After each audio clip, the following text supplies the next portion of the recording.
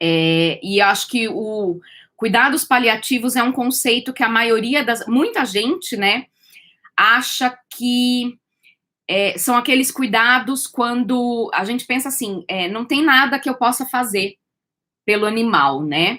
E isso não é verdade, porque mesmo quando não existe uma possibilidade de cura, né, para a doença que o nosso animal tem, é importante pensar no bem-estar dele, né? É importante você cuidar, você aliviar o sofrimento, você impedir ou fazer de tudo para impedir que aquele animal sinta dor, que aquele animal sinta desconforto, né? Então, quando a gente diz que não tem nada para fazer, parece que não tem mais possibilidade de cuidar, parece que não tem mais possibilidade de fazer nada por aquele animal. E por mais que realmente seja impossível curar aquele animal, não é impossível fazer alguma coisa por ele, não é impossível cuidar dele, né? A Organização Mundial de Saúde, né, a OMS, ela definiu em 2017 o que é cuidado paliativo, né? Então, o que é o cuidado paliativo? A definição, né? É aquela assistência que você promove, né, por uma equipe, que normalmente é uma equipe que a gente chama de multidisciplinar, né? Então, envolve médicos, cuidadores, enfermeiros. E essa equipe, esses cuidados, né, essa assistência, ela tem o objetivo de melhorar a qualidade de vida do paciente e dos familiares, tá? Em frente aí, né, uma doença, ou uma queda na saúde do paciente que ameaça a continuidade da vida dele, né? E você faz, então, a prevenção e o alívio do sofrimento daquele paciente, né? E para isso, você precisa identificar o quê? Identificar a dor, né? O grau de dor, o grau de desconforto, né? Tratar essa dor e os sintomas físicos, psicológicos dessa doença, né? Que está acometendo ali aquele paciente que precisa desses cuidados paliativos, né? E esses cuidados paliativos, a gente também pode trazer para a medicina veterinária, né? Porque sim, os animais também devem ser cuidados, eles merecem, né? Ter um fim de vida, mesmo que não tenha uma expectativa de cura, eles também merecem ter ali um fim da vida com dignidade e sem dor e sem desconforto desnecessário para eles, né? É isso que a gente precisa. A Kátia está falando que o cachorrinho do pai dela está com insuficiência renal e a veterinária ensinou a aplicar todo dia soro com medicamentos. É exatamente isso, Kátia. Se a insuficiência renal ela não tem cura, porque ela não tem, né? Você vai fazer de tudo para aliviar o desconforto daquela doença. E olha, pacientes insuficientes renais, bem cuidados, eles podem ter aí bastante tempo ainda de vida e sem dor, sem desconforto, né? O que você está fazendo é perfeito. Então, qual que é o propósito, né? Primeiro, a gente identificar da onde vem a dor, da onde vem o desconforto, né? E fazer esse animal e a família passar por esse processo da doença, né? Da finitude da vida, na verdade, né? Esse adoecimento grave dos pacientes da melhor maneira possível, né? Acho que nós veterinários, a gente sempre precisa lembrar que os animais, eles são considerados parte da família, né? Então, é natural que o sofrimento daquele animal, ele cause uma angústia e um sofrimento praticamente na mesma intensidade, né? Para as pessoas, para os familiares, né? A gente precisa lembrar que o animal, ele não tem consciência do que está se passando com ele, né? Ele não tem consciência da finitude da vida, ele não tem consciência da gravidade da sua doença, tá? Mas os familiares, né, aquelas pessoas próximas ao animal, têm sim consciência disso, né? Então, é importante quando a gente fala em cuidados paliativos, é papel do veterinário também acolher as pessoas, os familiares, né? Então, deixar tudo muito bem explicado para eles, né? Eu falo assim, existe o meu paciente, que é o animal, e o meu cliente, né, que é o tutor dele. E cabe a mim, como médica veterinária, que o tutor, ele esteja plenamente ciente de tudo que está acontecendo com o seu pet, com o seu animalzinho, né? Então, ele precisa entender, e nem que o veterinário precisa explicar 1000 vezes. Mas o tutor, ele precisa entender o que está acontecendo com o seu animal. Ele precisa entender como ele pode melhorar, né, a qualidade de vida dele mesmo naquela situação. E isso cabe ao veterinário. E eu falo muito que, assim, eu já recebi várias mensagens de pessoas falando assim, mas eu tô com uma dúvida, porque o meu cachorro tá fazendo um tratamento assim, assado, mas eu não tô entendendo tudo. E eu falo, gente, vocês, tutores, não podem ter vergonha, vocês não podem ter medo de perguntar pro veterinário que atende ali o seu animal, né, pro seu veterinário de confiança, o que tá acontecendo, qual que é a gravidade. Se ele indica um medicamento, qualquer que seja o medicamento, você precisa entender por que esse medicamento está sendo dado, como que ele vai ser dado, tá? Você precisa entender tudo isso. Não é para ter vergonha, não é para ter medo, tá? E porque é obrigação do médico veterinário que cuida do seu pet, atender você também, tá? O médico veterinário não atende só o animalzinho. O médico veterinário atende sim também o tutor, tá? E ele tem essa obrigação também com vocês, tá? Com o tutor. Lógico que quando a gente fala em cuidados paliativos, a gente tem uma série de doenças que trazem dor e desconforto em níveis muito diferentes, tá? Então, não existe um padrão, né? Cuidado paliativo não é uma coisa só para cada animal, né? Eles são diferentes. Hoje eu me dei conta do quanto eu falo né, gravando vídeo sobre como é ser médica veterinária, que eu vou colocar no YouTube. Eu falo muito né, vou tentar me policiar para parar de falar. Mas assim, como não tem protocolos, né, a gente tem que se pautar por princípios, né? Não existe um protocolo para cuidar de todos os nossos pacientes, porque são pacientes diferentes, com doenças diferentes, com problemas de saúde diferentes, com idades diferentes, com níveis de dor, com níveis de desconforto diferentes. Então, os cuidados paliativos que a gente pode oferecer para os nossos pacientes, eles não podem se pautar num protocolo único, mas eles sempre têm que se pautar por princípios, tá? E quais que são esses princípios?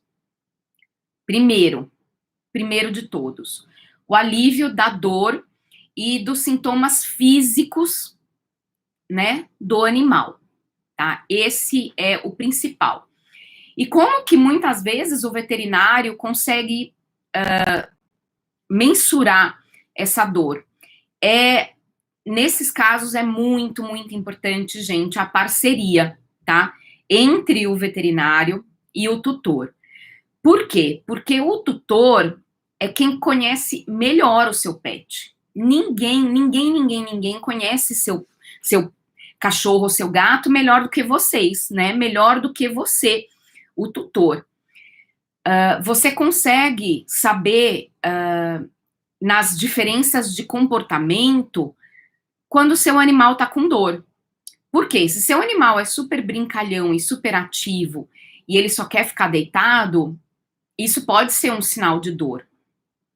Se seu cachorro tá mais deitadinho, ele fica ali mais tranquilo na caminha dele, de uma hora para outra, ele começa a ter comportamentos repetitivos do tipo andar em círculos, isso pode ser um sinal de dor. E quem tem que falar isso pra gente são vocês, né? A gente não mora, a gente não vive com o animal. Então, a gente tem, sim, muitas vezes, formas subjetivas de conseguir identificar qual que é o nível de dor, qual que é o nível de desconforto daquele animal, né? E hoje em dia, a preocupação na medicina veterinária com a dor do paciente é tão grande que a dor é um dos 5 sinais vitais, né, que o médico veterinário precisa acessar ou saber no exame clínico, né, do paciente. Então, o alívio da dor, primeiro, a dor precisa ser identificada, né, mas aliviar a dor e outros sintomas físicos do animal, seja vômito, diarreia, inapetência, falta de apetite, né, então tudo isso cabe a nós, veterinários, junto com a família, aliviar, né. A gente precisa lembrar, gente, que a vida, né, a morte é um processo natural da vida, né, tanto para nós, humanos, quanto para os nossos pets. Esse é um princípio que a gente sempre tem que lembrar, tanto para nós quanto para eles, né? Existe, sim, a finitude da vida. A gente não deve nem acelerar e também não deve adiar esse processo, né, natural, que é a morte, que é o óbito do paciente, né? A gente precisa também, que é muito importante, integrar os aspectos psicológicos e espirituais, né, no cuidado com o paciente e no cuidado com a família. Inclusive, a gente precisa respeitar as decisões da família, tá? A gente precisa oferecer um sistema de suporte que permita que aquele animal viva ativamente, né? Que ele possa comer, que ele possa estar junto com seus familiares, que ele possa, se possível, né, passear, que ele possa brincar tanto quanto possível até o momento da sua morte, tá? E isso é muito importante. E como a gente faz isso? Muitas vezes com medicações, né, analgésicas, principalmente medicações analgésicas, né, que deem conforto para aquele animal viver a vida dele até o fim, né? E a gente também precisa, nós como médicos veterinários, oferecer um sistema de suporte, né, para o tutor, né? E a gente precisa ajudar aquele tutor a enfrentar o luto, porque o luto, quando a pessoa tem ciência, né, que seu animal tem uma doença grave, o luto, ele não começa só quando o animal morre, né? O processo de luto, ele começa antes, né? Ele começa desde quando é identificado que aquele animal tem um problema de saúde grave, né? Que ele tem um problema de saúde que não tem cura, né? E os cuidados paliativos, né, eles são indicados, lógico, quando o animal recebe aquele diagnóstico, né, de uma doença grave. Nesse momento, o tutor, ele tem um monte de dúvidas, né, um monte de angústias, de pensamentos, de preocupações, para planejar esses cuidados, né, com o animal. Porque o objetivo tem que ser sempre melhorar a qualidade de vida do animal, independente do diagnóstico, tá, gente?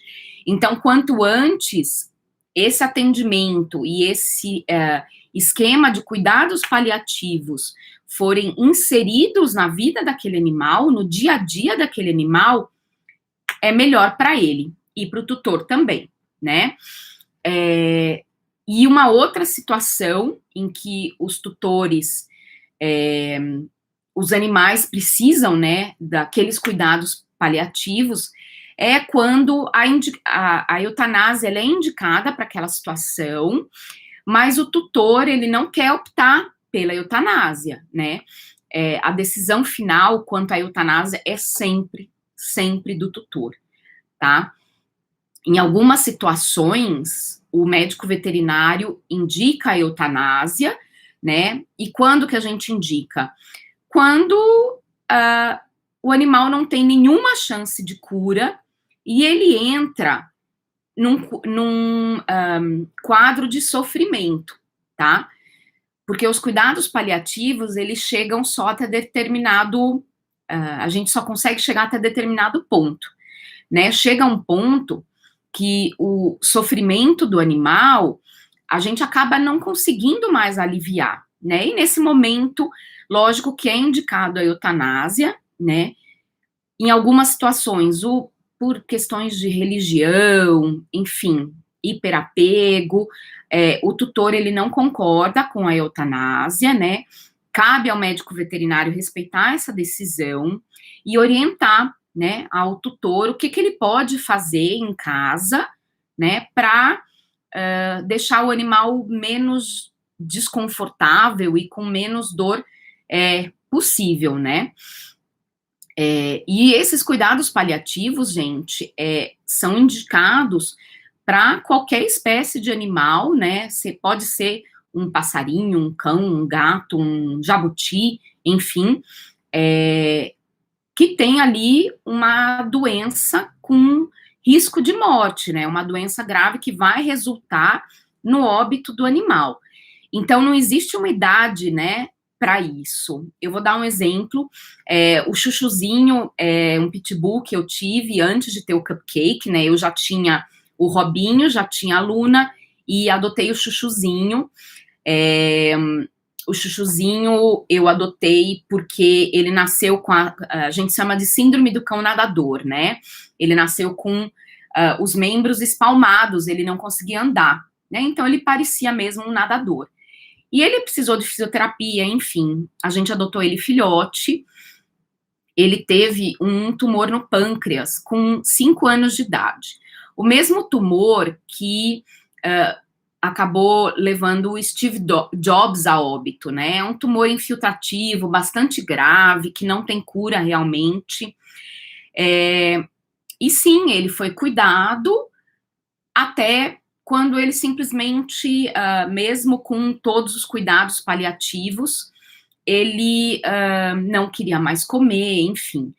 E ele tinha 5 anos só, tá? Então, não existe uma idade específica para o animal precisar de cuidados paliativos, né? O Chuchuzinho precisou com 5 anos.